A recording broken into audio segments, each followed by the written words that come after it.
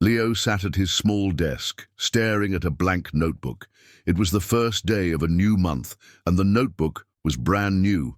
No lines, no stains, no history, just white pages and a quiet promise. On the first page, in neat handwriting, he wrote, "My English diary, 30 days." He paused, tapping his pen nervously. His heart beat a little faster than usual. It wasn't fear exactly, but something close, a strange mix of doubt and hope. Leo had always wanted to speak English better. He could understand some songs, read subtitles in movies, and say basic things like "My name is Leo" or "Where is the bus stop?" But whenever he had to speak or write, he froze. He worried about grammar, about sounding stupid, about people laughing at his accent. But today he decided to try something new. Not a course, not a textbook, just a diary. 1 page a day, in English. No pressure, no rules, just honesty. He took a deep breath and started to write. Day 1. Hello, my name is Leo. I'm 27 years old. I live in a small apartment. I have a cat. My English is not good, but I want to practice. So I write here. I don't know what say, but I will try. Today is Monday. I work at a store. I sell shoes. Many people, noise. I feel tired. I drink coffee now, black, no sugar. I like coffee. I don't like traffic. Okay, this is all for today. Bye. He read it back, sentence by sentence. It sounded simple, maybe too simple.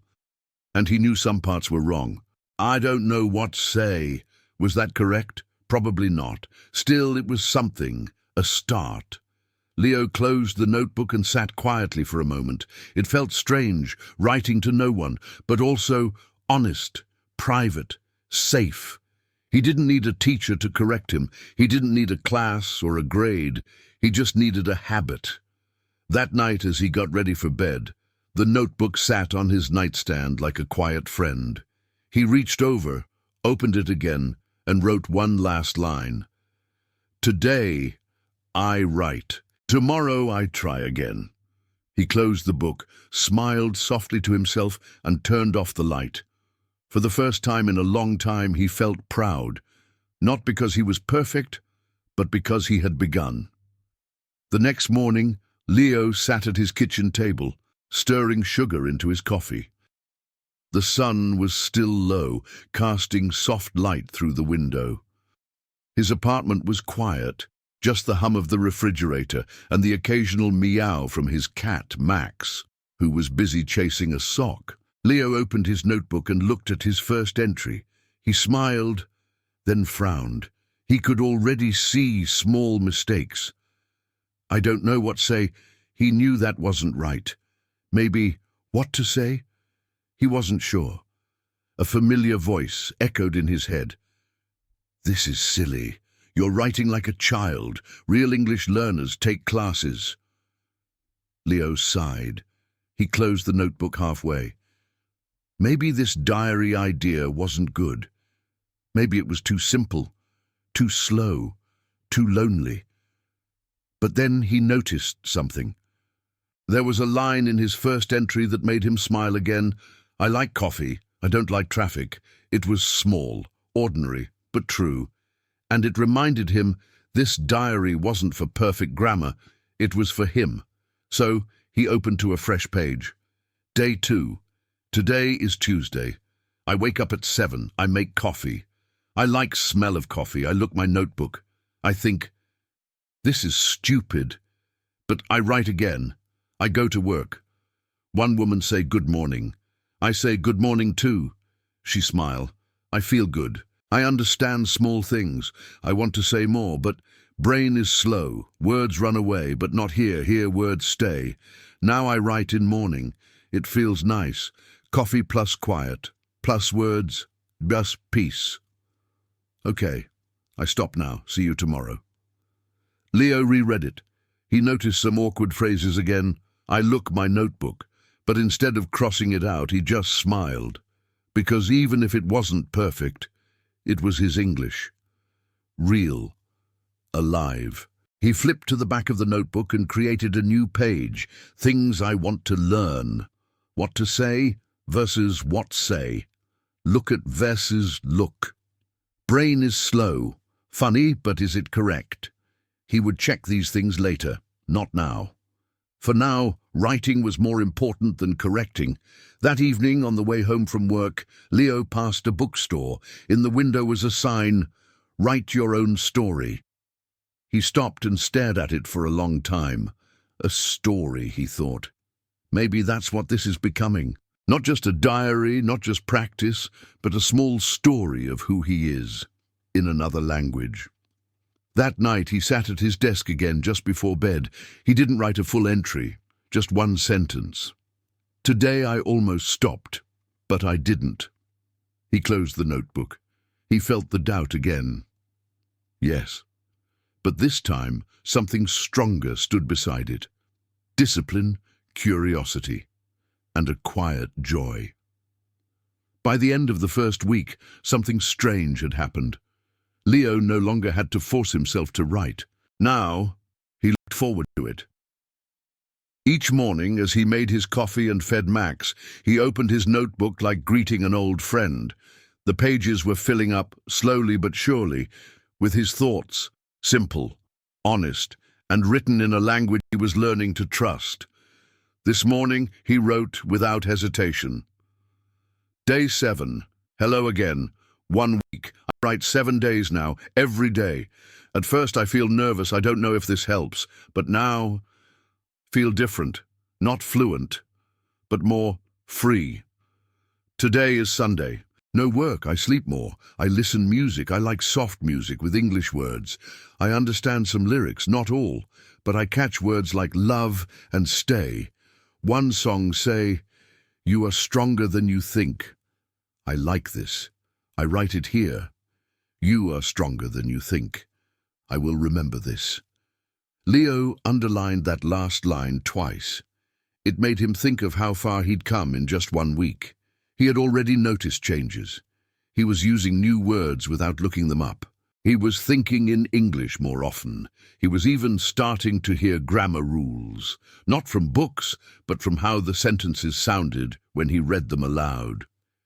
That evening, he called his cousin Clara, who had studied abroad in Canada. "I'm writing in English now," he told her. "Seriously?" she said. "That's awesome." "It's just a diary," Leo explained, "but it's working." "That's better than a class," Clara replied. "That's real." They talked for 20 minutes, switching between Portuguese and English, and for the first time, Leo wasn't afraid to speak. He made mistakes, of course, but he also made progress. After the call, he wrote again. A second entry, short and fresh. Evening thought. I spoke English today, not perfect, but my cousin understand me. That is enough. One day I speak better, but today I speak anyway. The next few days followed the same rhythm. Wake, coffee, write. He wrote about small things. The weather, a funny customer, Max knocking over a plant, but each entry taught him new ways to express himself. He made a habit of writing down 3 new words each day at the end of every entry. Sometimes they came from songs, other times from his own curiosity. Day 9. New words. Spill. Window. Peaceful. On day 10, he forgot to write in the morning. Too busy, too rushed. For a moment, he panicked, but at night, he opened the notebook and wrote, Day 10, late. I forget this morning, but I am here now. Some days are fast, some are slow, but English waits for me. I like that. Leo didn't realize it at the time, but his diary was becoming something more than just English practice. It was becoming a mirror, not perfect, not fancy, but real. And every page was proof that learning didn't always happen with rules and red pens. Sometimes it happened one sentence at a time, on quiet mornings, with coffee and a cat. It was a Thursday. Grey clouds filled the sky, and the air felt heavy. Leo's alarm rang at 6:45, But he didn't move. Not for 10 minutes, maybe more. Some mornings were light and peaceful. This wasn't one of them. He eventually got up, made his usual black coffee, and sat at the kitchen table, notebook open, pen in hand. But today, the words didn't come easily. He had slept badly, work was stressful. His phone was full of unread messages, and even Max, his cat, seemed annoyed at everything. Still, he picked up the pen and wrote. Day 14. Today is not easy. I wake up tired. I feel heavy. I fight with my boss yesterday. He say my work is slow. I feel small. I want to stop everything. But I don't. I open this notebook. I write. Even when I don't want. I write because this is my space. My voice. Maybe the words are sad, but they are real. And real is better than perfect. Leo paused. He hadn't meant to write something so emotional. But as he read it back, he realized something important. He was using English not just to describe his day, but to feel it. That was new, that was powerful. He closed the notebook and took a deep breath. Later that evening, he went for a walk. The air was still heavy, but the wind felt good on his face. He didn't listen to music this time. He just walked, thought, observed. At one point, a little girl on a scooter passed by and waved. He smiled and waved back. When he returned home, he opened his notebook again. Evening reflection. A girl smiled at me on the street. I smile back. Small moment. But I feel better. Sometimes a bad day is not bad forever, just bad for a while. I learned this today. That night, he added 2 new sections to his diary. One was called Things I Felt Today. The other, Things I Learned About Me. And on that page, he wrote, I can keep going even when it's hard. I don't need perfect grammar to express my feelings. Writing in English makes my emotions feel softer, clearer. The next morning the sky was still grey, but Leo felt lighter. He wrote about his breakfast, his plans for the weekend, and a strange dream he'd had. The words came easily again, but something had changed now. He was no longer just practicing a language. He was learning how to be honest in another language. And that made him stronger, in ways grammar books never could. 2 weeks later, Leo sat by the window with a cup of tea and his notebook on his lap. The sky was blue again. Max was asleep on the windowsill, and the apartment smelled faintly of cinnamon from the toast he had just made. It was day 28, almost a full month. He hadn't missed a single day. Some entries were long, others were just 3 or 4 lines. Some were full of joy, others were messy, emotional, and raw. But they were all his. Today, instead of writing something new, Leo decided to read. He turned to day 1. I don't know what say. He smiled. That sentence felt so distant now, like it came from someone else. But it was him, just less sure, less confident. He flipped through more pages. Day 7, coffee plus, quiet plus, words, peace. Day 14, real is better than perfect. Day 20, I forget a word today, but I don't forget my voice. He stopped on day 12. That entry was about his favorite movie, and it was full of little grammar errors. Instead of feeling embarrassed, he picked up his pen and gently rewrote it underneath. Old. I watched movie yesterday. It was good. I cry a little. New. I watched a movie yesterday. It was good. I cried a little. He smiled. Look at that, he whispered.